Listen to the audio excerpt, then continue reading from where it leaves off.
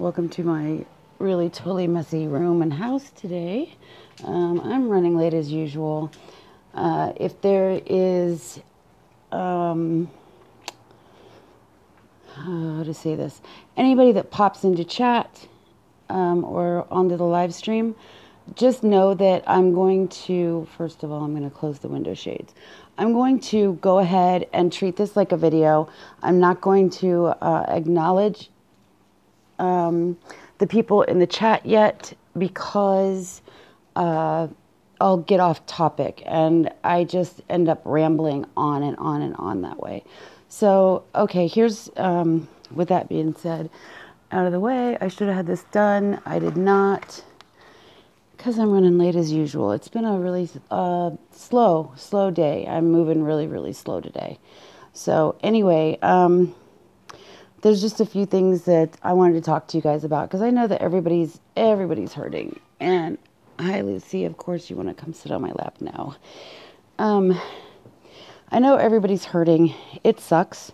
It's that time of year. It's cold out. It's a lot of stress. Any radical temperature change or change in the barometer, even any drastic change can really, really cause a lot of pain in us. So I figured, hey, what are you doing up there? I figured I would go over that. I've gotten a lot of messages lately about going into a flare. And people kind of end up losing hope. They think that flares last forever, and they don't. What is a flare? First of all, my whole channel is dedicated to chronic pain people dealing with chronic pain. You know, I fucking hate it when people play with their hair in a video and a live stream. My hair's still wet and I don't want to leave it up in that clippy, so sorry. Anyway, chronic pain conditions, anything from arthritis, rheumatoid arthritis, IBS, Crohn's disease is very, very painful. Let's see, fibro, lupus. There are a lot of chronic pain conditions out there, so I'm not going to obviously touch on all of them, but we all have some things in common. And probably a lot of you have heard of something called the spoon theory. And it was written by a lupus patient, but it doesn't only apply to those of us with lupus. It applies to anyone really with a chronic pain disorder. So and I was going to read it to you guys, and I thought, no, y'all can do a little bit of homework. Go look up the spoon theory. It is a wonderful analogy of what we go through every day. To give you a little bit of my day, I woke up this morning. I think some of you may know I was at the doctor's office Wednesday. I have a lot of pain and a lot of swelling right now. I have a rash that I have desperately tried to cover with makeup. It doesn't work. As a matter of fact, you can probably see some of it. I hate it when people go, there's a couple of fake people on here that pretend that they have lupus or fibro. They'll say, oh, look at my horrible fibro rash. And you don't see shit. When I'm talking a rash, I'm talking like I use makeup to cover my whole body. I will break out in hives. Hives are extremely common. Well, hives make you itch, so you scratch. And then all of a sudden you look horrible, like you have some plague. But anyway, let me readjust here a minute. Okay, maybe I can hold that steady now. Anyway, I woke up this morning. My left foot was on strike again, so I went to get out of bed.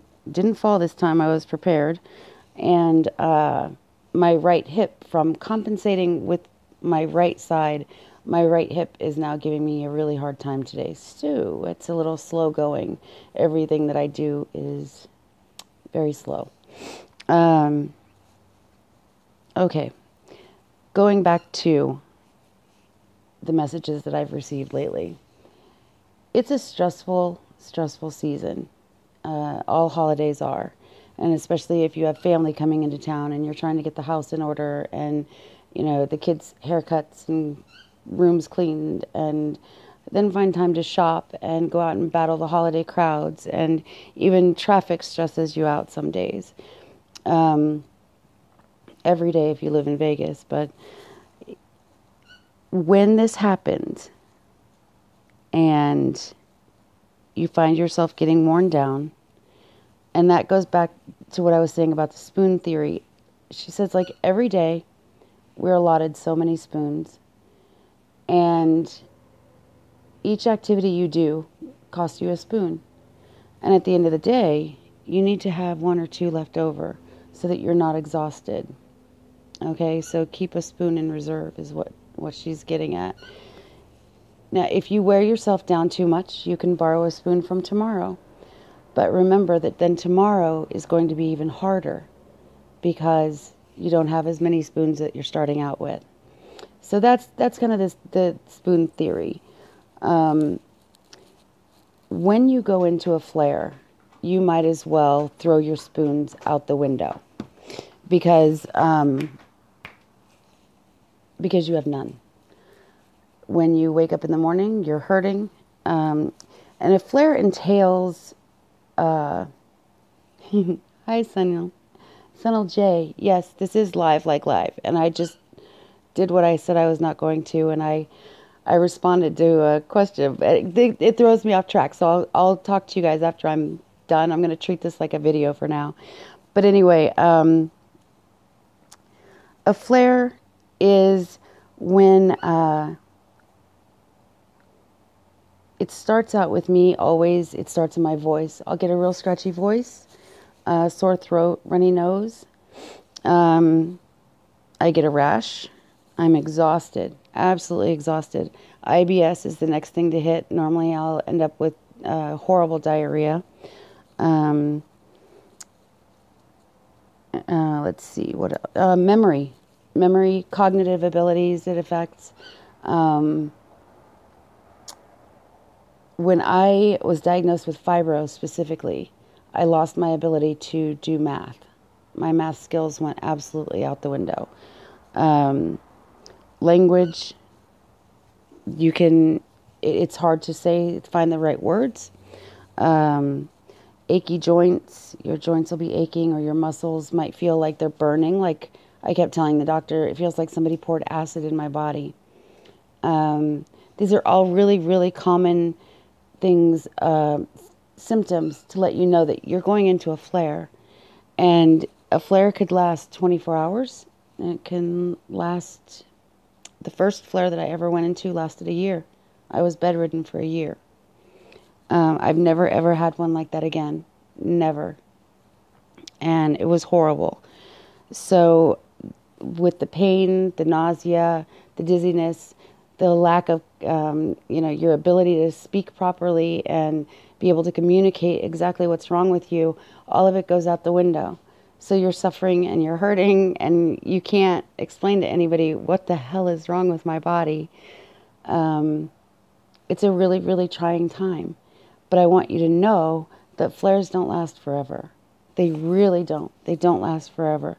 The majority of mine, I'm hurting for about a week, really bad, and then I'm back.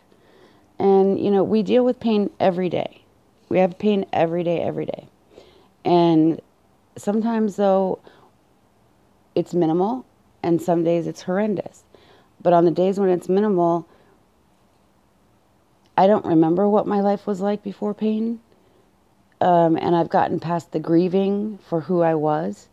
And I've focused on who I am now and who I can become with the pain that I have. You forget that you're sick, until the end of the day when you go, oh shit, I didn't keep a spoon in reserve. But it doesn't last forever. And yes, they say there's no cure, and it is forever, and you have it forever. But it's not hopeless. It's not a death sentence like people think it is. There may be times that you go to the doctor and they have to prescribe you different medications for whatever reason. Um, and the medications can be extremely expensive, which is also part of the burden of the holiday season. We pay so much for our medications, and if you don't have insurance, you're kind of screwed. Um, but they're really, really pricey, and then we still have to come up with extra money for all the presents that we have to buy for people. So it's really hard. It can be really, really hard this time of year. And I would suggest last night I went and I got in a really hot bath. Just go take a hot bath. A lot of times it'll help. It'll help your joints. Um, a heating pad will become your best friend. Or those heat wraps they have now that you can, they're like a portable heating pad. You just open the package and the little stones inside warm up and you put them where they need to go. Many days, I'm butt hurt, what I call butt hurt, and my hips are hurting. So, slap one on your ass and go. Get on with your day. You just learn to either push through it or lay down. You go to bed. You're not feeling well? Go to bed. Um, Most things can be put off until tomorrow. When you have a little bit more energy, when you're feeling a little better, um, that's just life. That's just the reality of it now. And there are some really humorous moments having a chronic illness and dealing with the IBS part of it, and talking shit here. Um, there are some humorous moments. I suffer from horrible dizzy spells when I get in a flare, and I can't tell you how many times I've stepped on my own foot or tripped over my own feet or run into a wall or just stupid shit. And you can cry or you can laugh. I choose to laugh because what a dumbass thing to do. It happens. So if you can, pick laughter every time. Pick laughter because laughter is what's going to get you through the day. Laughter is what's going to make it all easier. Um, and if there's absolutely nothing to laugh about, if there's no silver lining, you don't have to shave that day. You don't have to shave your legs that day. You don't have to put on makeup that day. You can lay in bed, watch movies, pamper yourself a little bit, and be up and ready to go the next day. It really does make a difference. I just thought, come here, Squirt, come here. Or get a horribly rotten cat that, keeps you company. Come up here. Come here. Squirt, squirt. But yeah, so that's my advice is learn to smile, learn to laugh about it. There's some humorous moments in it. Join a support group where people won't let you feel sorry for yourself, because we're all going to have those moments. We're all going to have times where we get down in the dumps and we just need 2 minutes to cry about it. We just need that 2 minutes to cry and feel sorry for ourselves for just a minute, because maybe you saw somebody jogging, or maybe you saw some people outside your window and they were having a great time wrestling around with their kids in the leaves. We can't do that anymore. And it hurts. There are times when even, your friend asking you to go out to lunch and you not being able to go, those things, it takes its toll on you. And so go ahead and take 2 minutes. Feel sorry for yourself. Cry it out. And then pull up your panties, pull up your big girl panties, and get up, brush yourself off, and move on. You have to. You have to. And yeah, that's how I get through my days with, almost 50 years old. And there's a 4-year-old that I have to take care of every day and be ready for. So if I didn't laugh and I didn't keep pushing forward, she wouldn't have anybody right now. So yeah, find yourself something that makes you, that drives you. And I guess the biggest question for me now is, who am I? Who am I? The old Renee is gone. So, what do I do with me now? And that's a question that's, always in my mind, and I'm always seeking the answer to. So now that I've treated this live stream like a video, I've gotten through all of my little notes, because if I don't write notes, I'm just all over the place, which I am anyway. Sorry about that, guys. But it's just how our minds work now. It's just how our minds work. But if you guys have any questions or comments, you can go ahead and leave them now. And, thank you, Sunny O. Okay, James, New York City here. Yep, some days are rough. Life isn't the same anymore. It's not the same. And it never will be, James. Um, you have 10 years on me? Wow.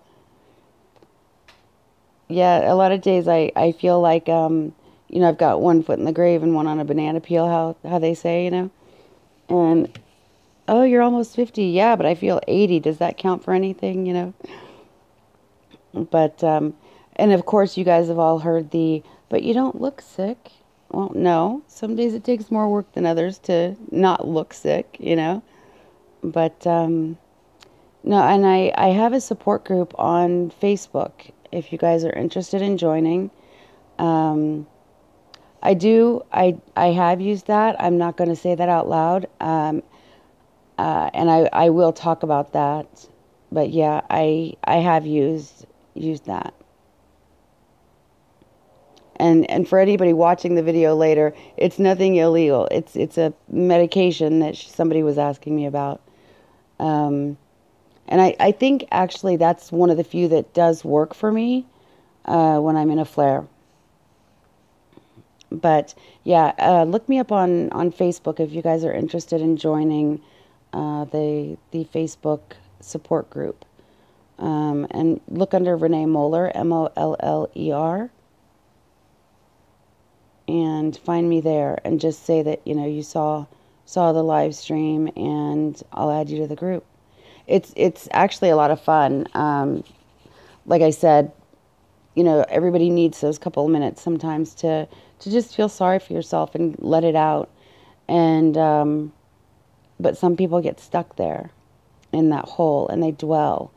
And that's one thing that the support group is really, really good about. They don't let anybody feel sorry for themselves for too long. They make them laugh. And it's like, okay, we're here to support you. Let us do our job and lift you up so that, you're feeling better about your day. Dealing with RSD for about 14 years. Spinal stenosis and recently renal cancer. Call me lucky. Yeah, no kidding. It's really hard concentrating, listening, trying to type. I know it is, isn't it? How do you say your name, Sunil? That is very cool. I've never ever heard that name. That is really cool. But yeah, and that kind of comes down to the whole like multitasking things. That can be really, really hard for us.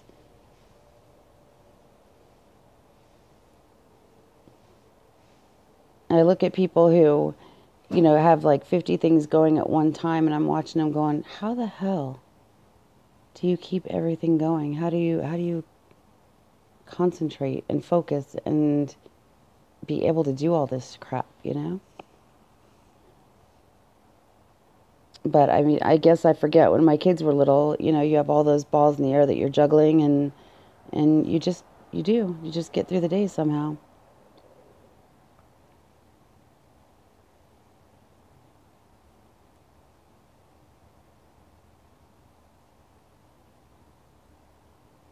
Oh, and I've had a lot of people recently ask me about medical marijuana. A lot of states are approving it now for, recreational use, but that actually just means that a lot of people don't have to pay that huge fee. Well, it used to be a huge fee. I don't know about now, um, for getting their medical marijuana license. Um, and right now, uh, I'm involved in a court case where I don't like to say too much online, but because it involves the custody of a child. And I'm a key witness in that case. I don't like to talk about that kind of stuff online. But after January, I will be going more in depth, I guess, on the various treatments and things like that. Just right now is not a good time.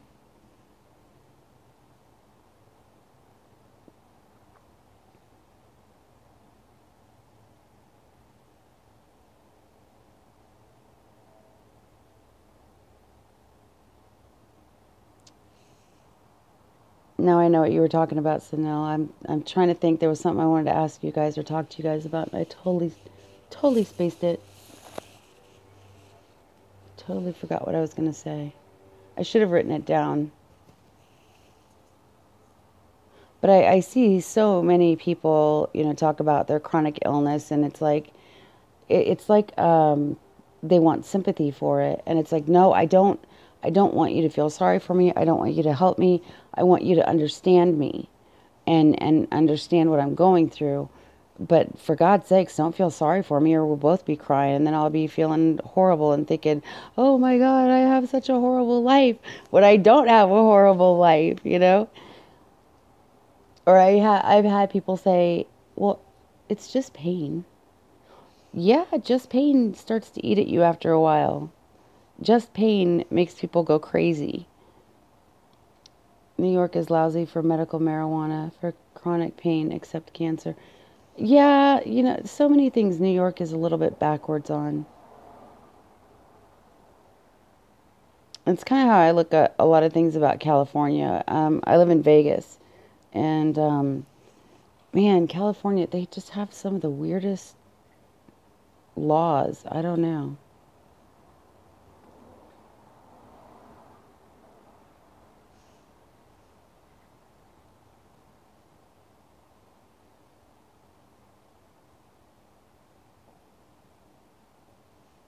But yeah, that's kind of where I'm at. It's like I don't want people to feel sorry for me. I want them to understand us so that you know it's really hard to explain an invisible illness to people when they don't see you, wearing a cast, or you don't have a bruise and there's no cut there. So what's wrong with you? And it's like, well, chronic pain is a real is an illness. It's just you just can't see when people are really sick. So a lot of times people think, oh, they're faking it. They just want attention. Haven't been diagnosed just yet, but I'm quite sure after watching your videos and others that I suffer from this invisible illness. It is really, really hard, Snell. Yeah, go to your doctor, and it may take a little while to get that diagnosis, but force them into it. Keep pushing. Don't stop fighting, because it takes about 2 weeks. One of the things that they normally put you on is an antidepressant. And I kept saying, this is stupid. I'm not taking an antidepressant. I'm not depressed, which I probably was at that point because I was so exhausted of being bedridden for a year and nobody knowing what was wrong with me. Of course, I was depressed. I just didn't realize it. But I thought, I'm not taking, a medication like this, blah, blah, blah. No, Renee, we use it to treat chronic pain also because antidepressants treat the central nervous system, which is where the pain is sensitized, felt, and it calms those nerves down. And anything that can calm those nerve endings down and at the same time make us calmer, it's bound to help. But those medications a lot of times take like 2 weeks to get into your system. So, I mean, I'm not saying it's going to take 2 weeks for you to feel any relief. It may be, a day, it may be 3 days, but you really, really want to start to get medicated. I've heard turn it off. It's all in your head a billion times. My circle of friends has changed drastically. Yeah, James. One of the things I heard was if you would just get out of the house more, if you would just exercise, if you would just do this, if you would just do that. And I think then at the end it was like if she just stopped bitching about it, you know. Um, but yeah, I we've heard it all. We've tried it all. Anyone in chronic pain has tried everything for relief. And um, I don't believe in snake oil cures. Any advertisements that pop up on my page, I block immediately. Um, yeah, James, I literally went to over 50 doctors. And finally, I ended up at Mayo Clinic in Arizona. And that's finally who said, this isn't rocket science, this is fibromyalgia. And then a few years ago, I guess maybe 5, 6 years ago now. Shit, you know how time is weird for us. Um, I was diagnosed with systemic lupus also. So, you know, these sister illnesses kind of go hand in hand. And I think probably they're all autoimmune. Right, there is no magic pill. There's no snake oil cure. And that's why I said anybody that advertises shit, I block them immediately because we've tried it all. We've done it all. We've been there. We've jumped through those rings of fire and we're tired of it. We're tired of, you know, throwing good money after bad and having no relief. What was it I heard the other day? Oh my God, it was so stupid. And I was like, what? What was it? Gin soaked raisins. Gin soaked raisins. Can you imagine eating a raisin? Yeah, you're fucking crocked. Of course you're going to be like, oh, well, I can dance the night away. I feel fine now. I couldn't believe how stupid. Like, are you kidding me? Gin soaked raisins. Ugh. It even sounds disgusting.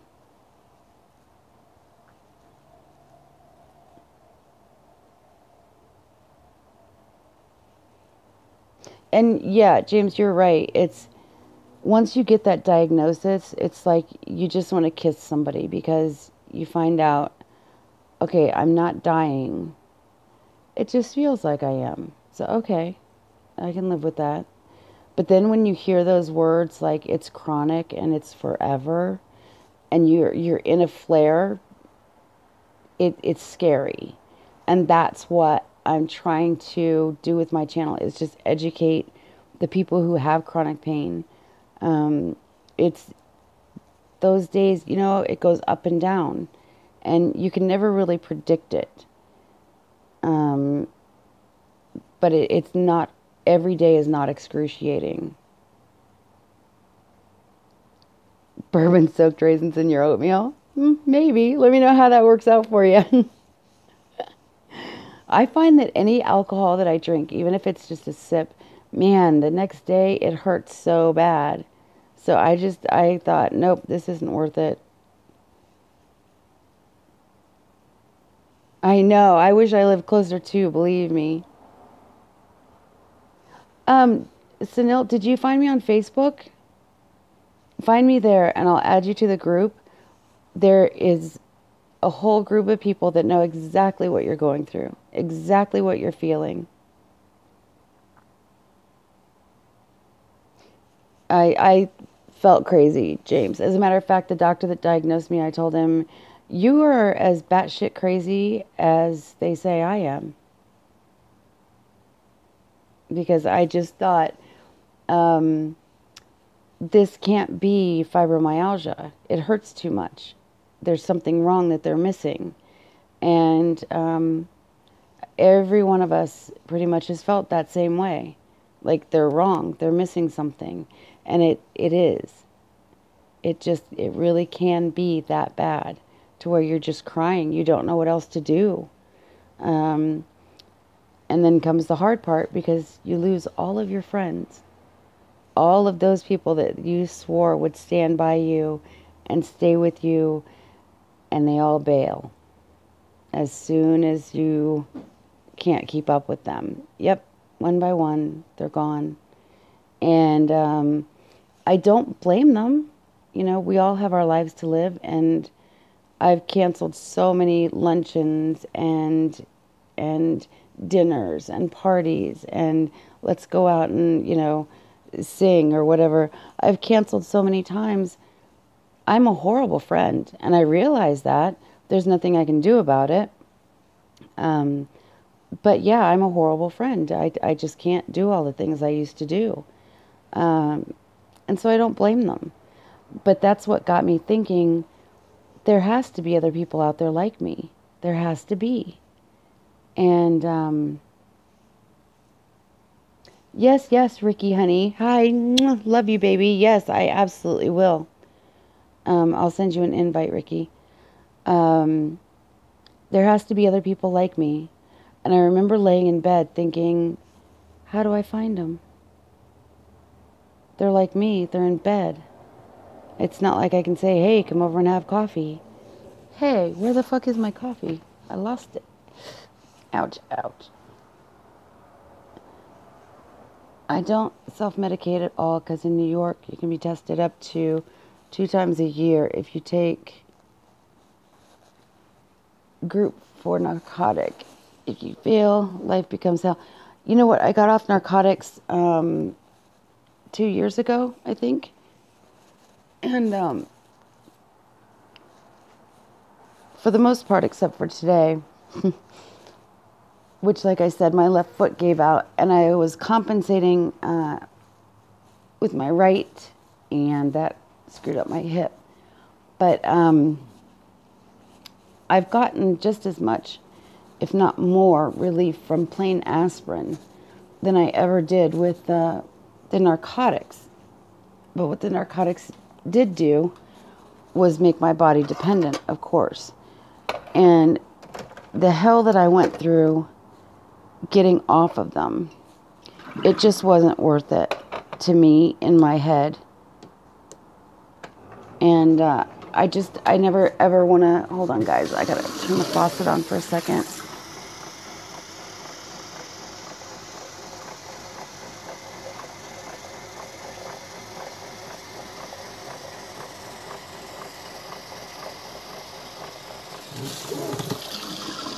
Okay. But the hell that I went through getting off of them just absolutely wasn't worth it. And I'm really, really cautious now. Let me see if I can put this up here. I'm not sure if I can. Oops. Crap. I hope I'm not making you guys sick and dizzy trying to move my phone around. Ooh.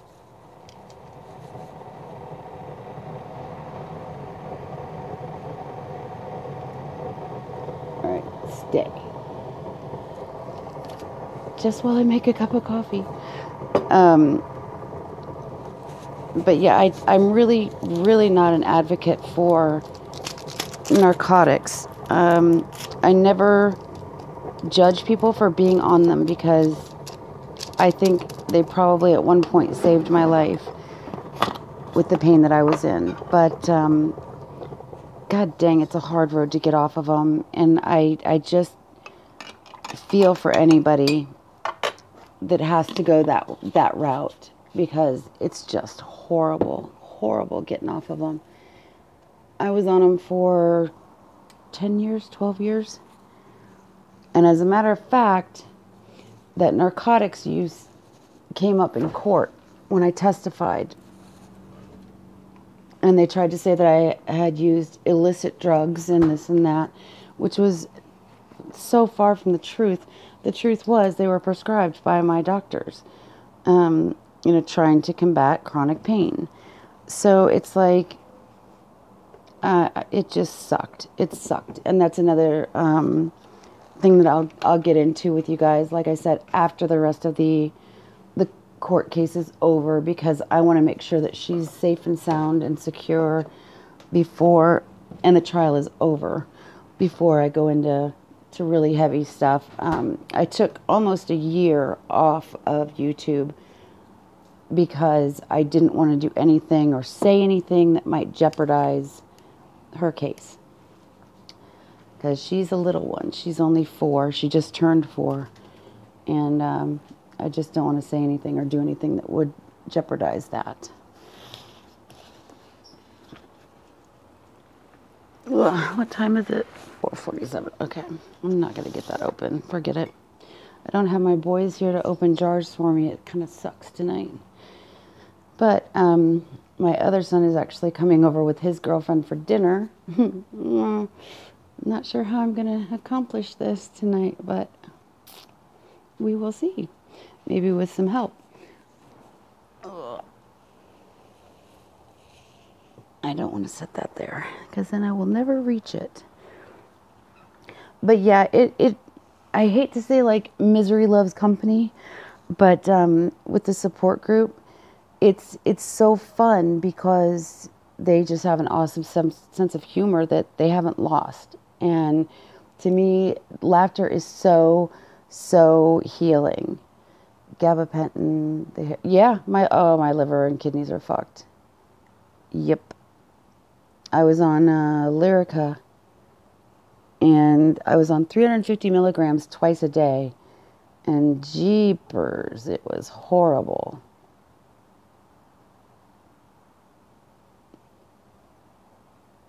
Exactly, James.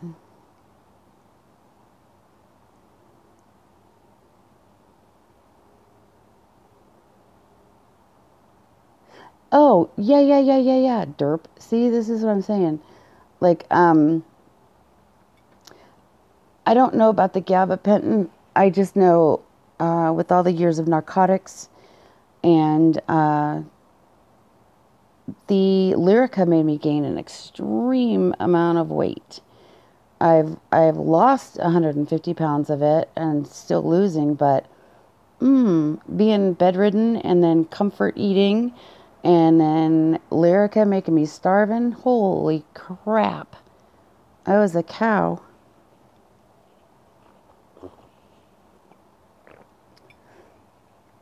But yeah, that's what I thought as I was laying in bed. I was like, there has to be more people out there like me, and I don't know how to find them. And I thought, you know that movie Build and They Will Come? That's kind of how I treated it. And it was like, I'm going to start a support group and I'm going to write a book on fibromyalgia. And I got almost completely done with the book and my computer crashed and I lost it all. And so I've kind of been like going back and forth and editing and rewriting and because I just think that it's important for people to not just educate themselves, but educate their families, because the reality is this is a disorder that destroys lives. I have many thank you letters, I guess, from people, and I got 2 of them last year while my mom was here. I got 2 emails saying thank you for taking time to talk to me and to be there for me. I just can't do it anymore. And they were suicide letters. And I thought, I'm not going to lose any more people. I'm not going to fucking do it. Everybody in my support group has my phone number. Everybody has my email access, email information. They have every way possible to get a hold of me. And that's what I tell people. Do not be alone in a dark place. If you're in a dark place, reach out. We are always there, always there. And even my moderators, they freely give out their phone number. If you're having a bad time, call me, reach out to me. I'm here, and I understand what you're going through.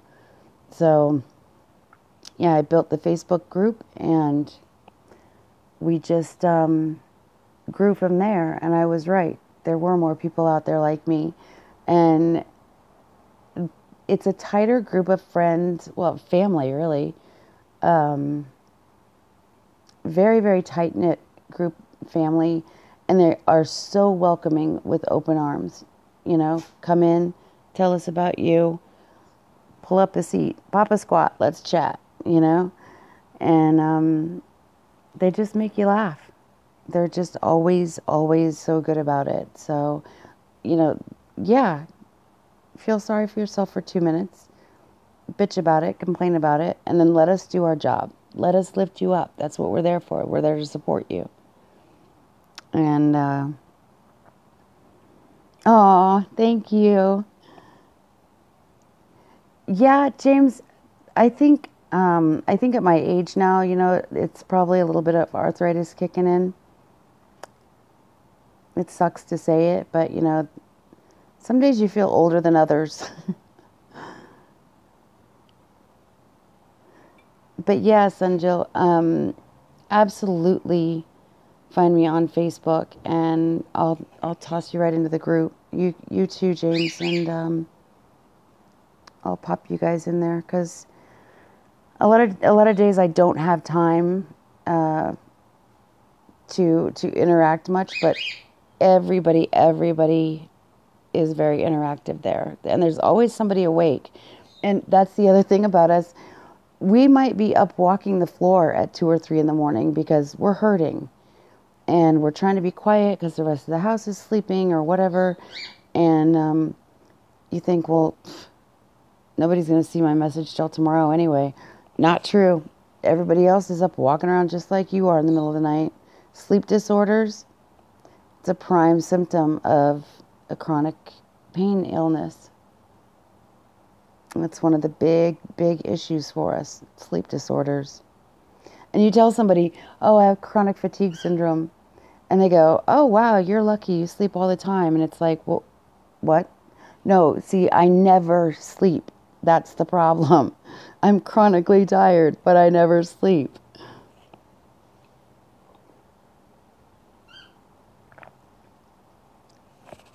And I am going to have to jump off here, guys, because my son's going to be here soon. And I really, really want somebody to open the jar of pretzels for me so I can have a peanut butter pretzel while I'm cooking dinner. Yummy.